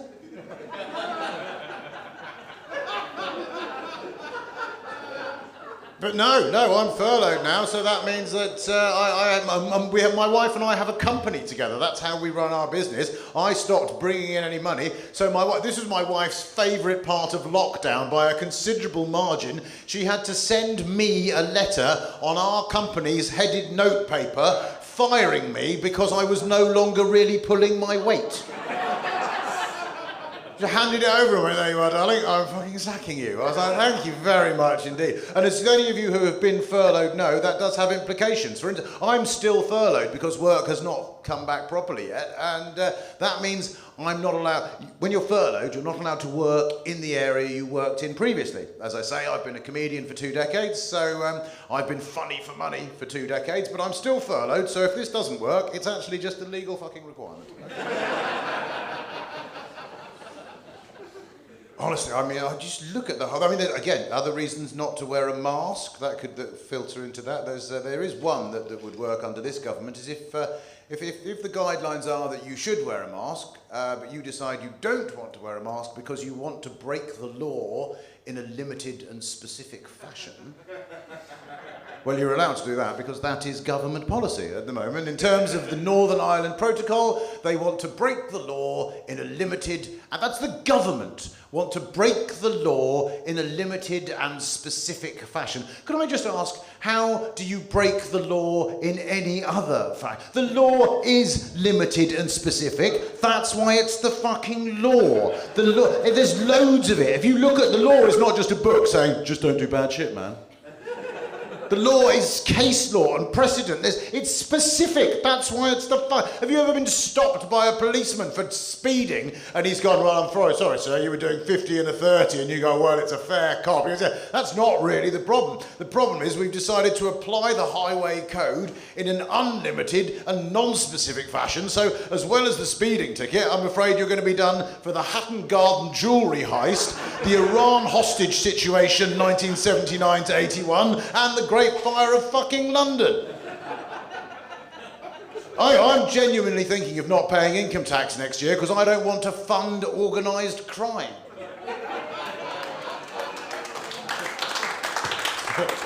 That is a lie, of course. I'm not going to pay income tax next year because I haven't earned any fucking money. Honestly, I haven't earned any money in 15 months. I've decided to bite the bullet. I've decided the only way I'm going to befriend a Tory MP, because that seems to be the only way you can get hold of any money these days. Because that's what we've really learnt more than anything else, isn't it? We have learnt that shit Tory prime ministers are like buses, aren't they? You wait ages and then 3 come along at once. My God, the last 10 years in this country, we've had David Cameron, a man who spent 5 years in number 10 Downing Street, just standing there looking like a just wanked cock. All shiny and spent. That's why no one voted for Ed Miliband in 2015, because he looked like he'd just swallowed it.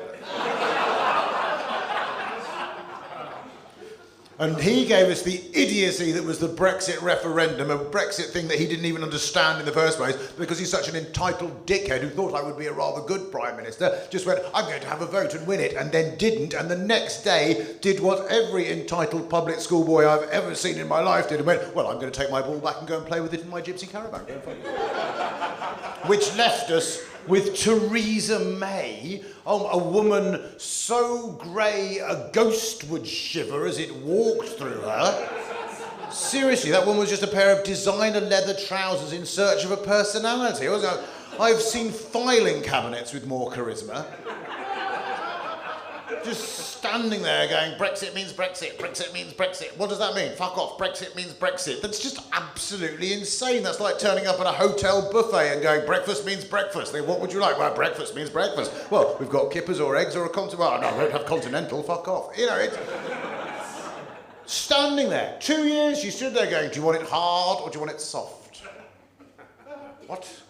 Do you want it hard or do you want it soft? I mean, that's horrendous language about the biggest economic decision Britain's ever made. Do you want it hard or do you want it soft? Well, I think we all know what that sounds like. Sounds like I'm being fucked, frankly. Sorry about the language, but if you're not used to it by now, then you've probably left like the two people did early on. It's, no, you want it hard? It sounds like I'm being fucked. And you know what? To be honest, if I am being fucked, given the options... Quite right, I want to get fucked hard. You would, I think we can all agree on that. This might be a polite Widcombe Social Club gathering, but you know, the ladies are nodding, the blokes are like, yeah, I'd like to get fucked hard. No one wants to get fucked softly, do you?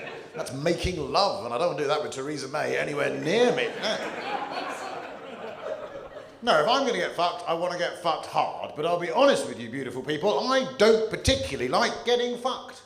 And if I'm going to fuck someone else, I'd like them to be more than 52% into it.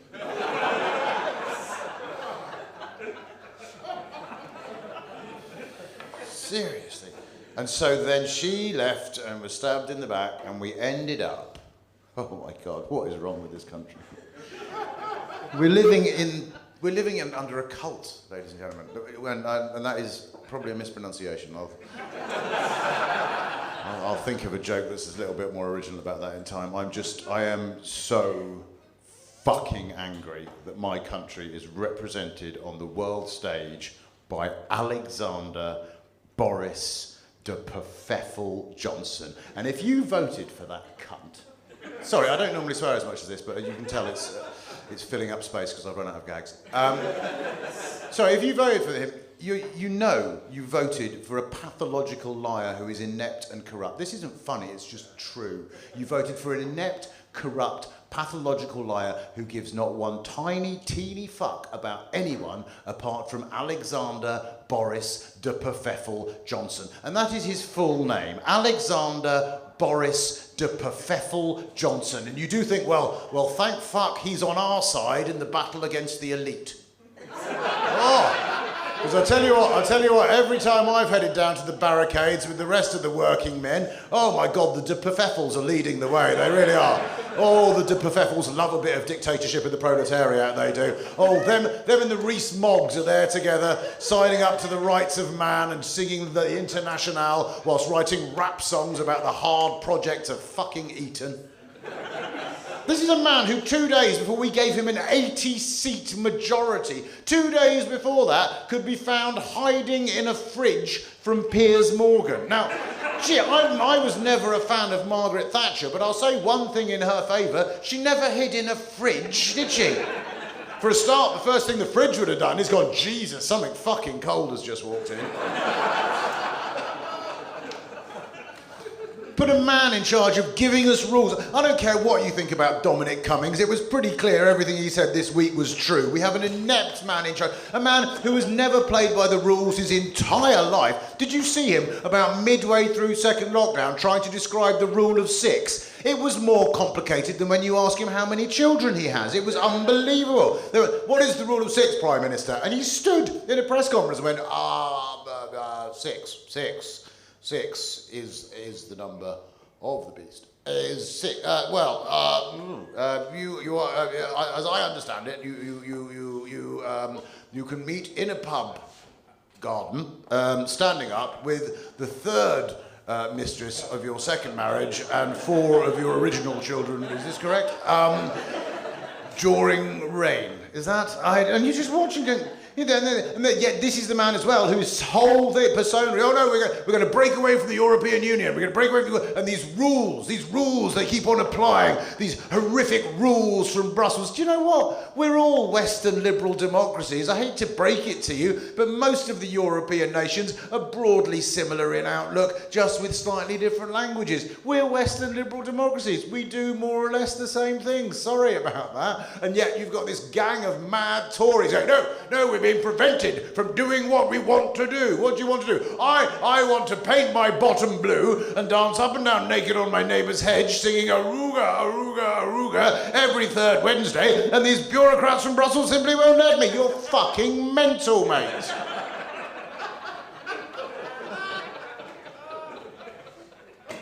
More rants. Sorry, I'll get... I know we've got COP27 coming up. We're going to get the world together. Clearly, one of the greatest things facing humanity at the moment is the state of the planet. We've got global warming. We're going to lead the way with Boris Johnson doing that. This is a man who thinks we're going to be a global Britain, and we're trying to make a deal with Australia because we can't sell fucking beef to our nearest neighbours, right? And you look at it, we haven't got stuff. Right? I'm not being anti-British, it's just we don't have natural resources. We can't do the Norway thing. Have you been to Norway? I work there a lot. It's a beautiful place and they are wonderful people, but they are also the smuggest fuckers on the planet. And there's a very simple reason for that, because they have an enormous amount of natural oil and gas. Norwegians cannot go out to their garden and dig up a potato patch without discovering an oil deposit. And they all come back in and go, oh, you'll never guess what, Frida, what's happened? We are millionaires again. It is unbelievable. Are we going to get the euro? No, we have the krona. We piss on the euro. And they've got a sovereign wealth fund. They took all that money and they're the richest fucking nation on the planet. They bought Regent Street off the Queen. What have we got? Fuck all. We've got no natural resources. All we've got is a Prime Minister who produces enough natural gas to power the national grid, enough wind to fire a wind turbine, and enough bullshit to cover the crops we can no longer fucking export to the EU. Sorry. Really, because I have, this is the thing, I know some of you go, I don't want to talk about politics, but I've been stuck in a house for 15 months watching my country fall apart under the aegis of some fucking idiots who care about nothing but themselves. And at the same time, I've got children, I've got skin in the game now. I've got a 3-year-old and a 1-year-old, which really explains why I've gone slightly fucking mental, to be honest with you. Because over 15 months, stuck in a house with... I love my children. I absolutely adore my children, but I fucking hate bringing up kids. I went from my job as a stand-up comedian all over the world, 2 decades. What we do normally club sets are normally about 20 minutes. I might do a bit longer tonight, but 20 minutes, that's normally a comedian's working day. Oh, and you should hear us fucking complain about it. Oh my God, how was your day? Oh, I went to work. What happened? Oh, I stood up in front of some strangers and told jokes for 20 minutes. Oh my God, I am exhausted. But sometimes we do 2 gigs in a night. We call it doubling up. You should hear us after that. It's like we've been down the fucking mine. Oh my God. I had to go from one venue to another venue and do the same thing again for another 20 minutes. Oh my God. 4, and then 3 times in a night, you'd think we'd been at the Battle of the fucking Somme. Right, I went from working 20 minutes a night to 14 hours of constant childcare. My life is a non-stop litany of poo, nappies, laundry, toys, cooking, prams, picking up shit, do this, do that, all conducted in a state of marital hostility that threatens to outbreak into major warfare at any point, right? I have never... What did I achieve in lockdown? I'll tell you what I achieved in lockdown. I learned the words to let it go, ladies and gentlemen. That's what I did. I learnt the words to let it go. You can tell you've watched Frozen 1 too many times. When you dream, you wake up and you realise you've been dreaming of a threesome with Anna and Elsa from Frozen. Obviously interrupted by Olaf, the passive-aggressive twat of a snowman. It's just... I mean, oh God, I would throw myself in front of a bus for my children, but after 15 months of this, I want to throw myself in front of a bus because of my children. They're the rudest little fuckers you've ever met, Pete. These little people are the rudest little If you were at the bar earlier and you bought someone a pint and you just went, there you go, I've got you a pint, and they just went, poof. You are the rudest bastard I have ever met in my life. The children are perfectly normal. You go, are you all right? And they go, ah! You're just a massively unpleasant person, aren't you? You give them some food, throws it into the kitchen.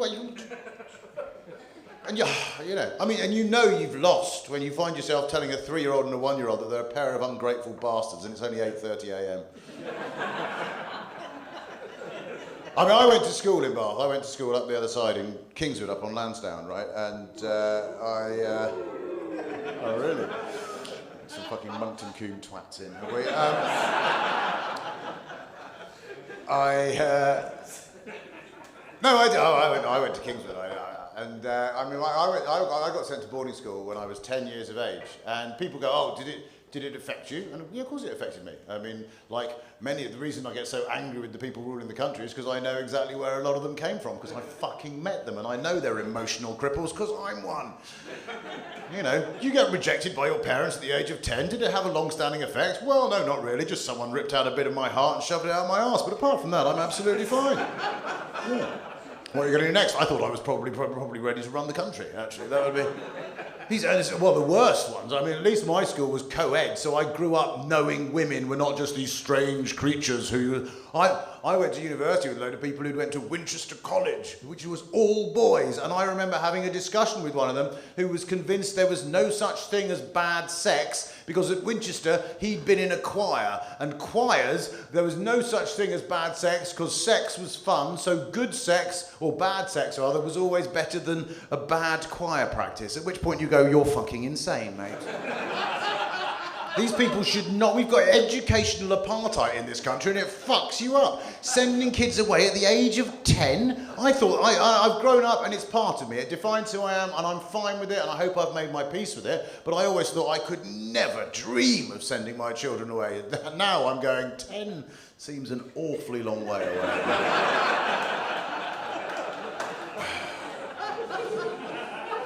Okay. Right. Well, there was a friend of mine at school, Giles, obviously, and very dear friend of mine. He still to this day one of my best friends, and his dad. He has an older sister, and his dad left home when he was 1 year old. Right, his sister was 3, he was 1. And his dad left home. Of course, a massive effect on him, affected how he looked at the world for the rest of his life and always will do. And all of us have always thought that Giles's dad was a complete and utter, sorry the word again, cunt. We just have. And I, do you know what? Now, being a father myself to a 3-year-old and a 1-year-old, I still think Giles's dad was a cunt, but I have a much better insight into his thinking. I mean, my daughter's just gone back to nursery, thank God, because I was going absolutely fucking insane. They go to nursery, don't they? They come back. How many pictures do you need? I mean, 1 a term, really. 1 a term, I'll stick it on the fucking fridge. Every day. Oh, another glittery rocket. How fucking exciting. You're genuinely at this stage, you're just going, Christ, do you know what? At least if this was Bangladesh, I'd get some trainers, you know.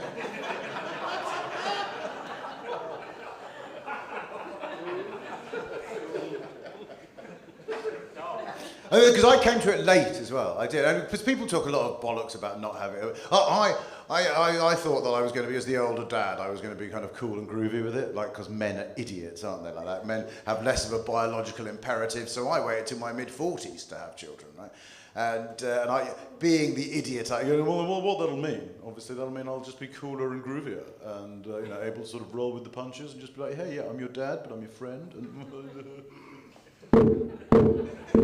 What that actually meant was that I wasn't emotionally mature enough before to have a child, and I'm certainly not now. I get absolutely sussed out by my 3-year-old. My wife, who is brilliant, has got this book where she writes down positive things that my daughter has done in the day because it reinforces the behaviour. I see the psychology completely, and I'm like, that's a really good idea. And she just went, yeah, I've just started one for you as well. I'm like, oh, fucking hell. You know, because the thing is, as you get older, and I mean, I quite like getting older. I think we all should just embrace it. It's part of life, isn't it? There's little things you don't like. I got reading glasses recently, and you think, oh, that's not a good thing, reading glasses. And then a bit of you goes, well, why did I do that? I'll tell you why I did it, because I was on the phone to someone, and I had to read them something from my phone, and by the time I got the phone far away enough that I could read it, the person on the other end of the phone could no longer hear me speaking. I was on a train station, just like some idiot trombone player trying to read this thing out. I got a Fitbit. You don't give young people Fitbits, do you? Really, young people, someone's 18, you go, how many steps have you done? They're like, I don't give a shit, just some, fuck off, Grandad. I'm 50 this year, I've got a Fitbit. I mean, it's quite good, this one. It's one of those new ones, it just tells you how many steps you have left.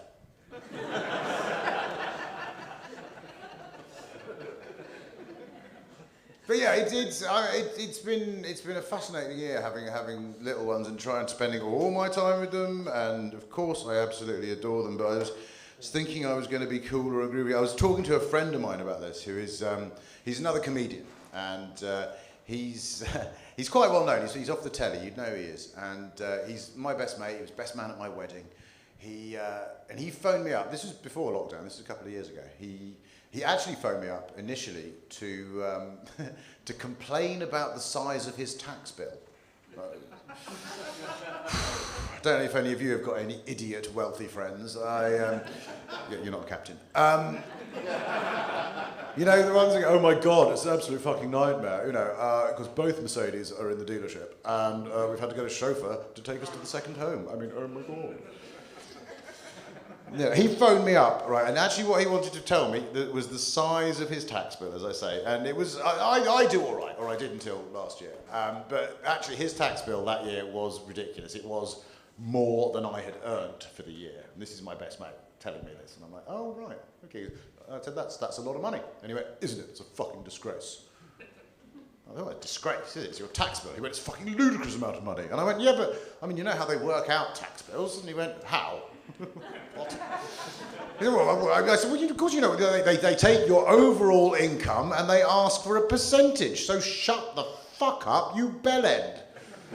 And he genuinely turned to me and said, I don't think you understand how expensive private school fees are. It's like, to which I said, I do, mate, because I went to one, and that's why I'm such a massive disappointment to my own parents. I'm sure as my parents were pouring money into my education in the late 80s and early 90s, they weren't thinking, well, fingers crossed, in 30 years' time, he'll be playing to a socially distanced gathering at Widcombe Social Club.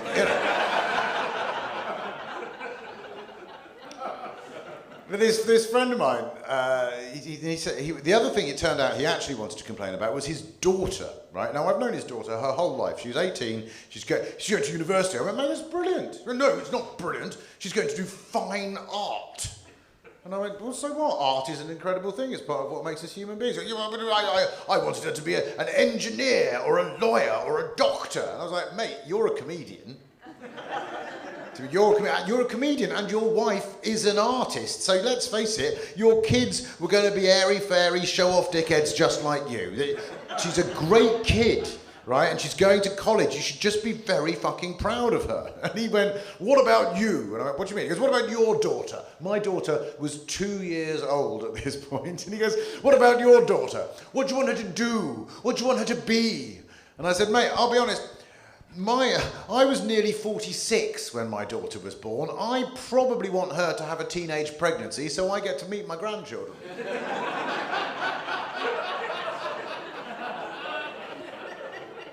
I mean, I'm going to be an incredible father in about 13, 14 years' time. I can see it now, really. My daughter's trying to sneak out of the house on a Saturday night, and I'm just standing there going, where are you going, my girl, dressed like that? I don't think so. You will get back upstairs and put on a short skirt, goddammit. Make an effort. Bit of makeup, do your hair. Come on, Daddy wants grandchildren. Hop to it. Come on, what's this your mother tells me? I have some idea for a gap year going to India to help disadvantaged children. I don't think so.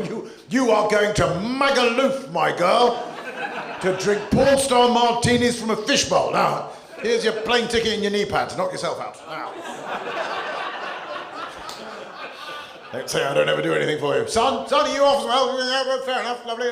Tell you what, give me a few quid. Here's it. Give us your wallet. What's your... Condoms? Come under my roof? How very dare you? You will get out there and ride bareback as God intended. Keep an eye on your sister. Make sure she pulls. Right, now. So I don't know. It's been, obviously, for all of us, the most insane year and a half. And I have this responsibility. I spent 15 months as a house husband, which I never thought I was going to do, and there's been amazing things. And hopefully I have a bond with my children that I wouldn't have had otherwise. Do I want to bring them up in this country? Don't fucking know at the moment. I'm not a particularly patriotic person. I think that you're born on a piece of rock, on the big rock we all live on. And, you know, I mean, before this happened, I was meant to go, in May of last year, I was meant to go to the New Zealand Comedy Festival. And I'd been the year before. I'd been to New Zealand for the first time. Has anyone been to New Zealand?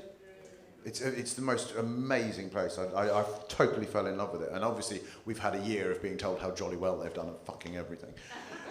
You know, isn't Jacinda Ardern just absolutely bloody amazing? And you just look at her and go, yeah, she is pretty cool, actually. I quite like what she's done. And as an island nation, it seemed to work out. Oh, what a fucking crazy idea that would be. And if you've not been to New Zealand, it's a long way to go, but I would thoroughly recommend. Genuinely the most beautiful place I've ever been in my life. I mean, seriously, imagine if they towed Scotland somewhere nice.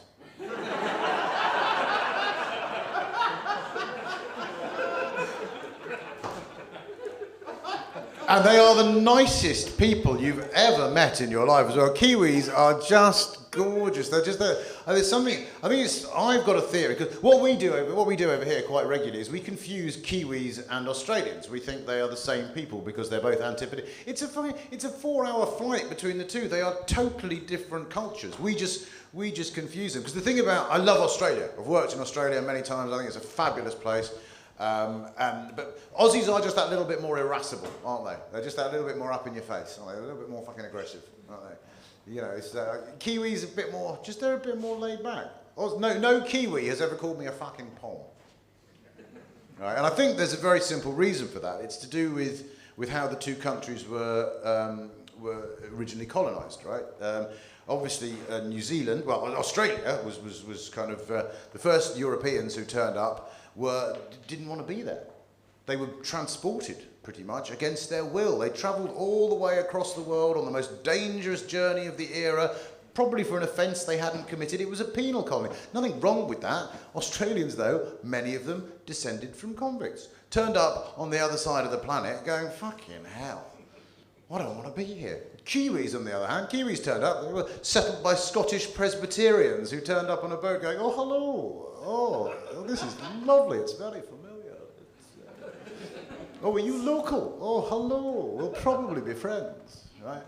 Australia, the European settlers who turned up in Australia didn't want to be there, got there to find out that the locals didn't want them there either. Not only that, the place was a fucking oven and literally everything on the landmass wanted to kill them. Have you been to Australia? It's genuinely terrifying, right? It takes a day and a half to fly there. By the time you get there, you're so knackered and jet lagged that you turn up and you think it's perfectly acceptable they frisk you for vegetables. You're like... To be honest, I can't even remember my own name. There's every chance that I've kept a courgette down there somewhere.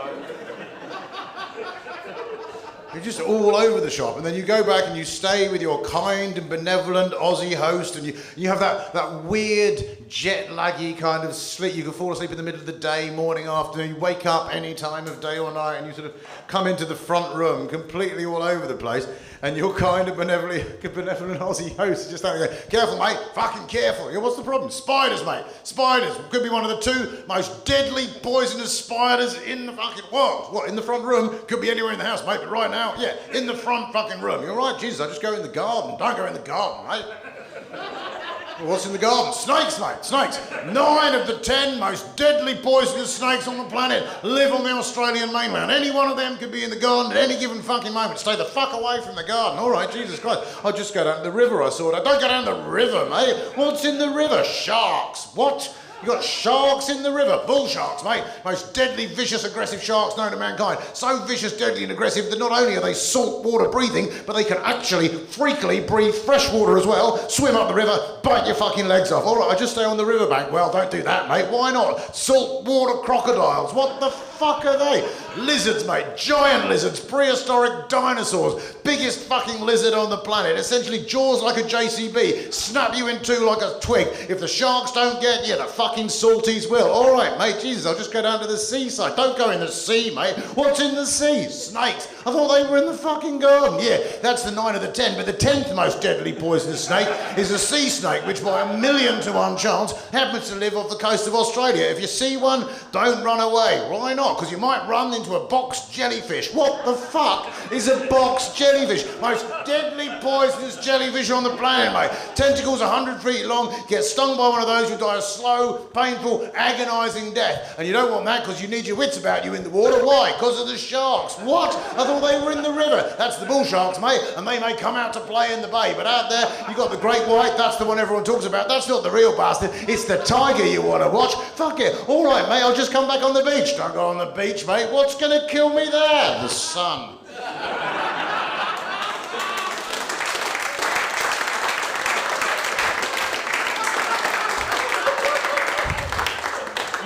All right, I'll just come back to the house. Can't come back to the house, mate. Why not? We've been evacuated. Why? Bushfires. Fuck me.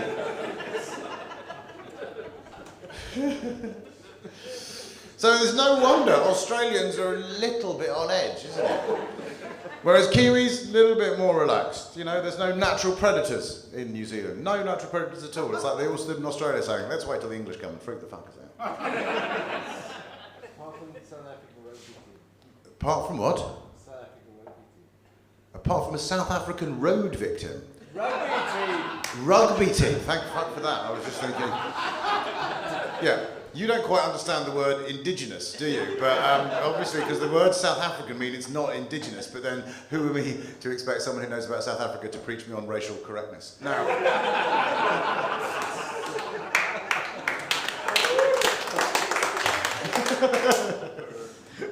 Classic fucking. I've just remembered a routine I haven't done in front of an audience for 15 months. I got a round of applause, we're ready to go, and then just classic Bath, someone has to bring up fucking rugby, don't they? Come on, Bath!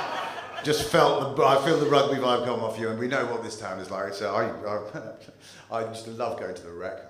There's actually a little hillock in the corner, and every time that was on Rugby Special, I could go, I've had sex on that. So. Listen, my point being that there are no predators in New Zealand apart from obviously a rugby team, and that's fine, but not quite how I was planning to finish the gig. I don't know. I'm meant to be going to New Zealand again, and unfortunately I don't know if I'm going to be able to take the whole family, and I'm fucking just starting to think I need to get out of this country because I don't want to be anti my country, and I don't want to give those people who think this is all a fucking woke war again. Oh, you lifty level. No, I'm looking at the fact that we are clearly ruled by people who are out for nothing but themselves, and I don't want to bring my children up in that world. But what I do want to do is keep on doing my job in front of beautiful people like you. You've been enormously patient with someone who is incredibly rusty and did a lot of shouting at you without actually remembering the punchlines. So thank you so much for your patience. I think, I was just talking to Nick, I will be doing hopefully a solo show up here in July, by which point that will be honed, some of that. You might even like it. So in the meantime, all that remains to be said is thank you very much to Nick for having me. Thank you for coming out. Keep on supporting things like this, because not just the comics, but everyone attached to venues like this has had a fucking appalling 15 months. I know you have too, but if we all come together, then maybe we could do things a bit better. My name's Alistair, Barrie. Thank you.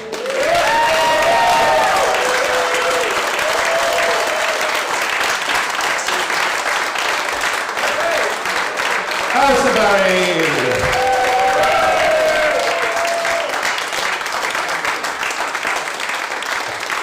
What a lovely start to Bath Comedy Club.